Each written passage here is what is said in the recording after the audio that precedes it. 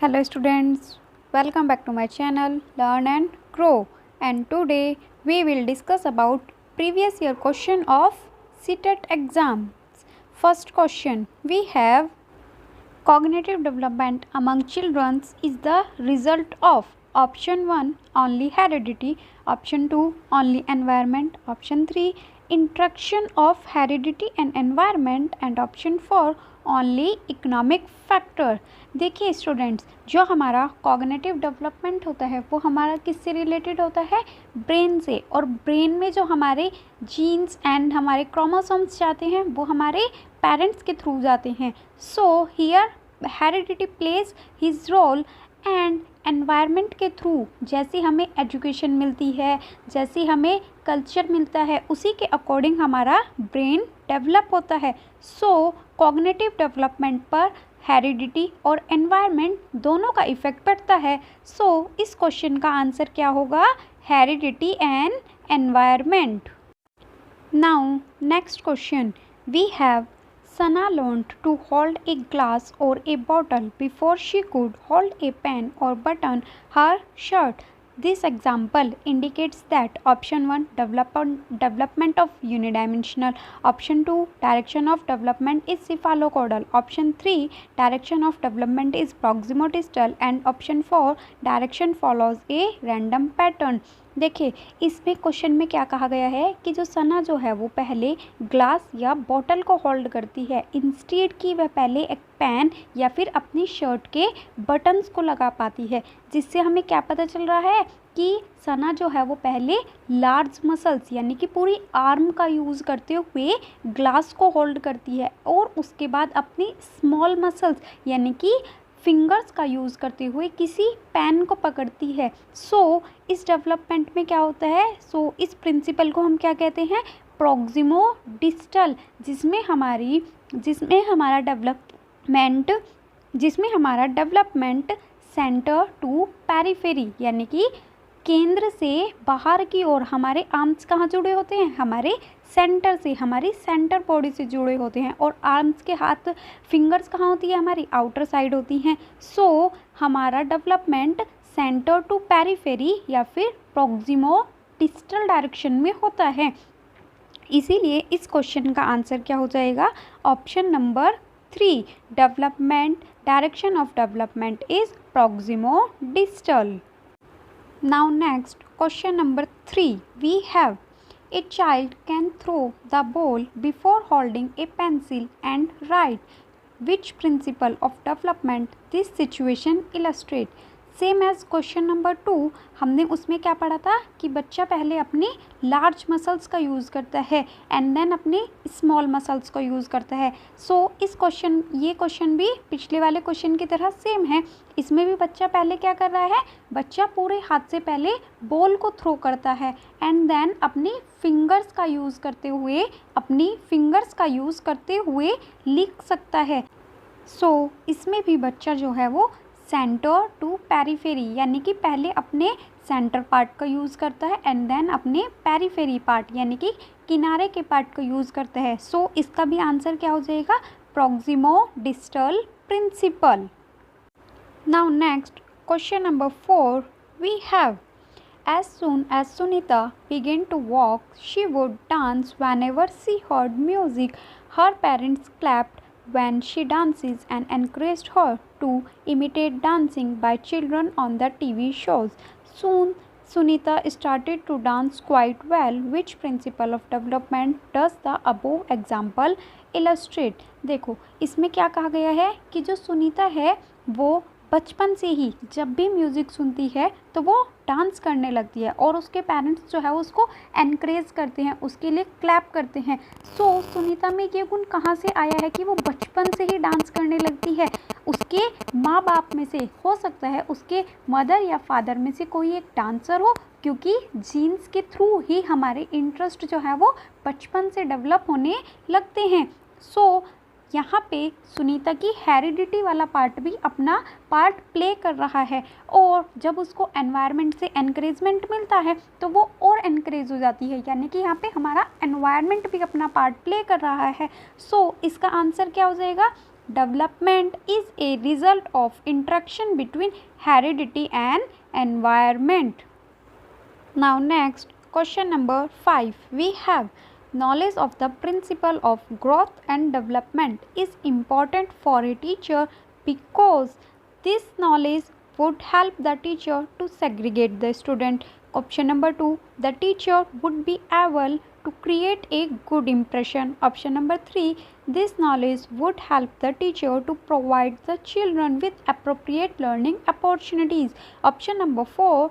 This would make children development a popular course. So option number 1 में हमें क्या दिया गया है, चिल्ड्रंस को सेग्रीगेट करने की, यानी कि बच्चों को डिस्क्रिमिनेट अलग अलग करने की बात हो रही है। तो ऑप्शन नंबर 1 तो बिल्कुल भी नहीं होगा। ऑप्शन नंबर 2 में क्या कहा गया है कि टीचर जो है वो बच्चों पे अपना गुड इम्प्रेशन बना पाएगा।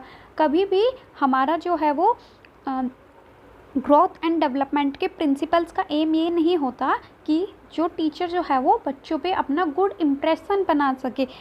ऑप्शन नंबर 3 क्या दिया गया है कि अगर टीचर को डेवलपमेंट के प्रिंसिपल्स एंड ग्रोथ के प्रिंसिपल्स की अच्छी बेसिक नॉलेज होगी तो वो क्या होगा, बच्चों के लिए अच्छी लर्निंग अपॉर्चुनिटीज़ को डेवलप क्रिएट कर पाएगा, क्योंकि उससे वह बच्चों की नीड्स को, बच्चों की किस चीज़ की ज़रूरत है उसको समझ पाएगा और उसी के अकॉर्डिंग वह अपने टीचिंग में इम्प्रूव कर सकेगा, उसी के अकॉर्डिंग वह बच्चों को पढ़ा सकेगा, उनके लिए अपॉर्चुनिटीज़ क्रिएट कर सकेगा। सो इसीलिए इसका आंसर क्या हो जाएगा, ऑप्शन नंबर 3।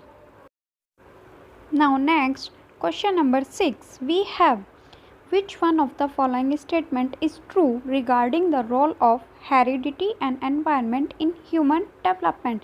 Human development में heredity और environment के बारे में कौन सा कथन सही है? First option, the role of environment is almost fixed whereas the impact of heredity can be altered। मतलब कि environment का रोल जो है वो फिक्स होता है और heredity का जो है वो बदलता रहता है, ऐसा नहीं होता है। इसमें क्या होता है, जो हेरिडिटी और एनवायरनमेंट होता है उन दोनों की इंट्रैक्शन से, आपसी क्रिया से हमारा डेवलपमेंट होता है। So option number 1 is wrong. Option number 2, the theories based on the behaviourism are largely based on the role of nature in human development. जो बिहेवियरिज्म की थ्योरी है वो कहती हैं कि हम ह्यूमन को ट्रेंड कर सकते हैं, वो उसकी नेचर पे बेस नहीं होती, वो उसकी ट्रेनिंग पे बेस होती हैं।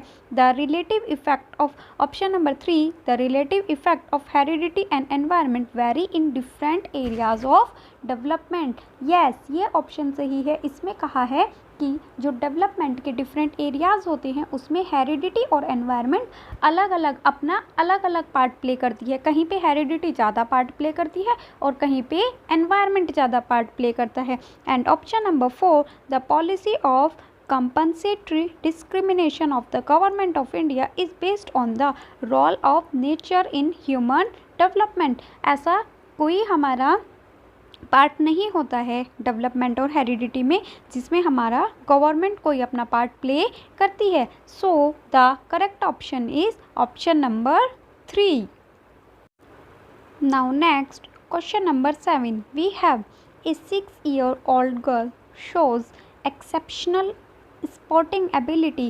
Both of her parents are sports person, send her for coaching every day and train her on weekends. Her capabilities are most likely to be result of interaction between option number A, health and training, option number 2, discipline and nutrition, option number 3, health and heredity and environment, option number 4, growth and development। Here हमें क्या कहा गया है कि जो parents हैं वो भी दोनों स्पोर्ट्स पर्सन हैं और वो लड़की को अपनी ट्रेन भी कराते हैं। सो बच्ची के अंदर जो स्पोर्ट्स पर्सन वाले गुण हैं वो कहाँ से आए हैं, पेरेंट्स से आए हैं। सो इसीलिए यहाँ पे क्या पार्ट प्ले कर रही है, अपना हेरिडिटी अपना इम्पोर्टेंट पार्ट प्ले कर रही है। और उसके बाद जो पेरेंट्स हैं बच्ची को ट्रेनिंग के लिए, कोचिंग के लिए भी भेजते हैं। सो उसको एक अच्छा एनवायरनमेंट प्रोवाइड किया जा रहा है, उसको एक अच्छा एनवायरनमेंट भी मिल रहा है। सो आंसर क्या हो जाएगा, heredity and environment. Now next, question number 8. We have which of the following statement about development is correct? Option number 1. Development proceeds from birth and adolescence in a forward manner and then goes backwards. हम जानते हैं कि development कभी भी backward direction में नहीं जाता है। जो डेवलपमेंट हम अचीव कर चुके होते हैं हम उसे वापस से भूलते नहीं हैं। सो option number 1 is wrong. Option number 2, development changes go forward in a straight line. Development कभी भी स्ट्रेट लाइन में नहीं जाता है क्योंकि डेवलपमेंट की स्पीड हमेशा चेंज होती रहती है। कभी डेवलपमेंट हमारा फास्ट होता है और कभी डेवलपमेंट हमारा स्लो हो जाता है। सो development never goes in a straight line. Option number 3, development occurs at a different rate among different individuals. ये ऑप्शन बिल्कुल सही है क्योंकि डिफरेंट प्यूपिल्स या फिर डिफरेंट इंडिविजुअल्स में डेवलपमेंट की रेट जो है वो अलग अलग होती है। किसी बच्चे में हाइट बहुत जल्दी बढ़ जाती है और किसी बच्चे में बहुत धीरे धीरे बढ़ती है। सो डेवलपमेंट हर एक इंडिविजुअल में अलग अलग रेट से यानी कि अलग अलग दर से होता है। Option number 4, development occurs at a very fast pace from birth at till adolescence and then it stops. हमने पहले ही डेवलपमेंट के प्रिंसिपल में पढ़ा है कि development is a continuous process. वह लाइफ स्पैन तक चलता रहता है, पूरे जीवन भर चलता है। सो डेवलपमेंट कभी भी स्टॉप नहीं होता है। सो हमारा करेक्ट आंसर क्या हो जाएगा? Option number 3। Now next, question number 9. We have the belief that children behavior can be modified by reinforcers and punishers is based on the idea that development is primarily influenced by। देखो इसमें क्या कहा गया है question में कि बच्चे का बिहेवियर जो है वो सिर्फ और सिर्फ रीइंफोर्सर्स यानी कि पुनर्बलन और पनिशर्स यानी कि पनिशमेंट की वजह से डेवलप किया जा रहा है। तो ये किस प्रिंसिपल पर बेस है? Heredity only. इसमें हमारा हेरिडिटी का कोई पार्ट नहीं है क्योंकि पनिशमेंट और पुनर्बलन यानी कि रीइंफोर्समेंट हमें एनवायरनमेंट से प्रोवाइड किए जाते हैं। Both heredity and environment. जब हेरिडिटी इसमें पार्ट ही नहीं कर रही है तो बोथ कैसे हो सकते हैं? सो एनवायरनमेंट ओनली। यस, इसका आंसर क्या हो जाएगा? Environment only. क्योंकि रीइंफोर्सर यानी कि जो हमें पनिशमेंट या हमें प्राइज़ दिए जाते हैं, जो हमें प्रशंसा प्रोवाइड की जाती है, वो हमें कहाँ से मिलता है? एनवायरनमेंट से। Option number 4, neither heredity nor environment. So हमारा आंसर क्या हो जाएगा? Option number 3, environment only. Now next, question number 10. We have which of the following statement is correct about the process of development of an individual? एक individual के development के लिए कौन सा स्टेटमेंट सही है? Option number 1, it is unidimensional is nature. हमारा जो डेवलपमेंट होता है वो यूनिडायमेंशनली बाई डायमेंशनल या फिर मल्टी डायमेंशनल होता है क्योंकि डेवलपमेंट का एक डोमेन आइदर फिजिकल कॉग्निटिव और सोशो इमोशनल जो है वो एक दूसरे को इम्पैक्ट डालते हैं। Option number 2, it is influenced only by heredity of an individual. नहीं, हमारा ये ऑप्शन भी गलत है क्योंकि हमारा डेवलपमेंट जो है वो हेरिडिटी और एनवायरनमेंट दोनों से इन्फ्लुएंस होता है। Option number 3, there is a cultural diversity in process of development. Yes, ये ऑप्शन हमारा सही हो सकता है क्योंकि अलग अलग कल्चर में बच्चा अलग अलग तरह से डेवलप होता है। अलग अलग वहाँ के नॉर्म्स और तरीके, अलग अलग वहाँ के कल्चर, लैंग्वेज अलग अलग सब सीखता है। Option number 4, development is only based on environmental factor. ये भी ऑप्शन गलत हो जाएगा क्योंकि हमारा डेवलपमेंट एनवायरनमेंट एंड हेरिडिटी दोनों फैक्टर्स पर डिपेंड करता है। सो हमारा सही ऑप्शन क्या हो जाएगा? ऑप्शन नंबर 3, डेवलपमेंट पर कल्चरल इन्फ्लुएंस होता है। तो स्टूडेंट्स, ये थे हमारे आज के 10 क्वेश्चन CDP के previous year question from CTET exams. Next video में हम आगे के क्वेश्चंस के साथ मिलेंगे। अगर आपको वीडियो पसंद आई है तो लाइक करना ना भूलें और चैनल को सब्सक्राइब ज़रूर करें और अपने फ्रेंड्स को शेयर करें ताकि अधिक से अधिक बच्चों के पास ये वीडियो प्रोवाइड हो सके।